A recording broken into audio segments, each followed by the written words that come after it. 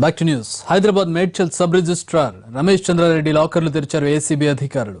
మోహన్ నగర్, అల్కాపూర్లో 2 ఎస్బీఐ బ్రాంచ్ల్లో 3.5 కేజీల బంగారు ఆభరణాలు, 30 లక్షల డిపాజిట్లు, 8 లక్షల బ్యాంక్ బ్యాలెన్స్ బయటపడింది. భువనగిరిలో 4.36 ఎకరాల భూమిని కూడా గుర్తించారు అధికారులు. దీనిపై మరిన్ని వివరాలు మా ప్రతినిధి అరుణ్ అందిస్తారు.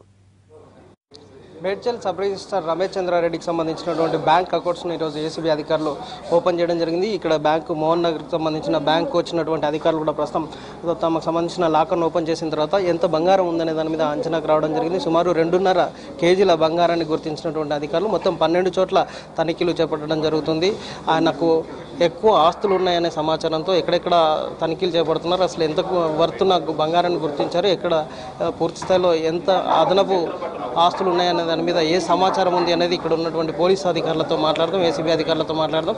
మేడం, మీరు చెప్పండి, ఈరోజు తనిఖీలు ఎక్కడెక్కడ జరుగుతున్నాయి, ఏం గుర్తించారు మేడం?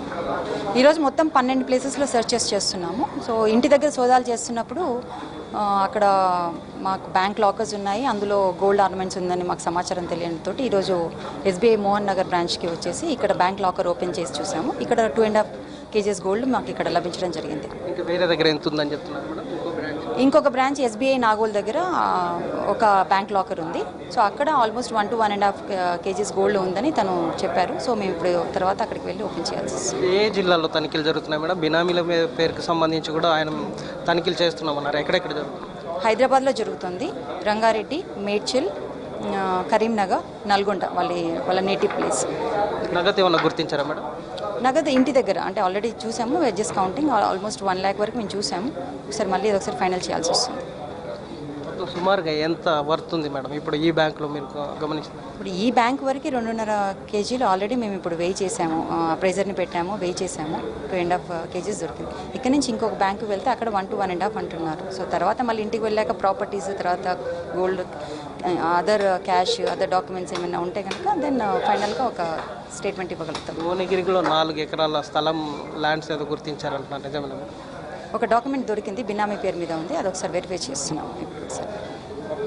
ఇది అధికారులు చెప్తున్నారు. ఇప్పటి వరకు సుమారుగా 3.5 కోట్లకు సంబంధించినటువంటి ఆస్తులను గుర్తించాం. 2 చోట్ల కలిపితే సుమారుగా 3.5 కేజీలకు సంబంధించిన బంగారాన్ని గుర్తించిన అధికారులు వాటిని వే చేసి, అలాగే 2 బ్రాంచ్లకు సంబంధించిన వాటిని వే చేసిన తర్వాత పూర్తి స్థాయిలో ఎంత ఆస్తులు, అక్రమ ఆస్తులు ఉన్నాయనే దాని మీద ఒక అంచనాకి రావడం కుదురుతుంది అంటున్నారు. ఈరోజు సాయంత్రం వరకు మొత్తం 5 ప్రాంతాల్లో మొత్తం 12 ప్లేసుల్లో జరుగుతున్నాయి. 5 స్థలాల్లో తీసుకొని 12 మంది దగ్గర ఈ తనిఖీలు కొనసాగుతున్నాయి. సాయంత్రం వరకు ఒక అంచనాకి రావడం జరుగుతుంది. సుమారుగా 3.5 కోట్ల పైనే ఆస్తులు ఉండి ఉంటాయనేది ఒక అంచనాకైతే రావడం జరిగింది. బినామీలకు సంబంధించినతో పాటు అలాగే ఆయనకు సంబంధించిన కుటుంబ సభ్యులు, బంధువుల ఇళ్లలో కూడా తనిఖీలు కొనసాగుతున్నాయి. సాయంత్రం వరకు ఒక క్లారిటీ వచ్చే అవకాశం ఉంది. మొత్తం 12 టీములు ఈ సెర్చ్లో పాల్గొంటున్నట్టుగా అధికారులు వెల్లడించడం జరిగింది.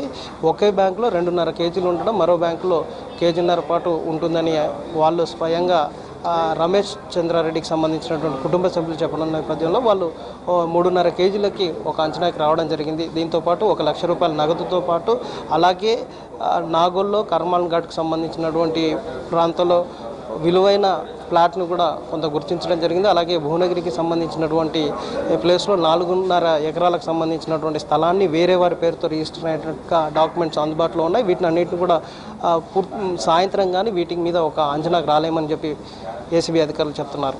కెమెరామెన్ నర్సింగ్తో అరుణ్ కుమార్, ఎన్టీవీ, హైదరాబాద్.